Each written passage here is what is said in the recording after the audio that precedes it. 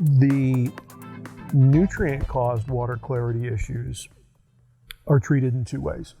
So we have the Pond Cleanse product, which is a blend of 8 different strains of beneficial bacteria that digest the nitrogen, and they also act as somewhat of a natural flocculant. So it's not our first choice if we know we have only a sediment-based clarity issue, but if we do know that we have a nutrient issue, Pond Cleanse is the first place that we go, because it kind of takes care of 2 birds with 1 stone. It deals with the nutrients and it deals to some degree with the sediment.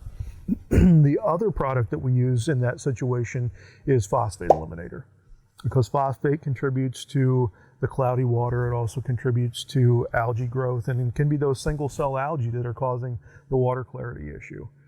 The phosphate eliminator actually binds the phosphate particles to the phosphate eliminator and drops them to the bottom of the pond and clears it in that way, and also reduces the amount of nutrients available for algae growth. To take a step back, some of the first things that we ask when someone calls in about clarity is very basic. What color is it? Because then it helps us to go down those paths. So is it brown water? Is it gray? Is it green? Because those can give us some hints.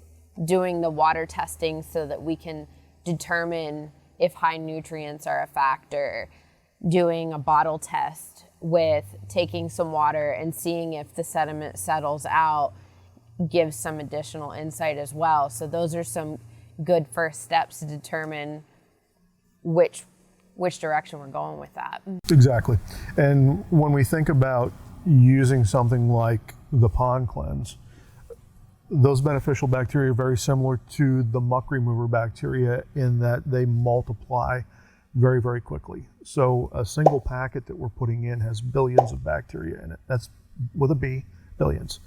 And those bacteria multiply until they're at a point in the pond population where they're consuming so much of the nutrients that they don't have enough nutrient to sustain themselves. And then they start to essentially feed on themselves, which is why with a Pond Cleanse product, we're doing a 2-week application cycle so that we don't have the ups and downs of that population of bacteria.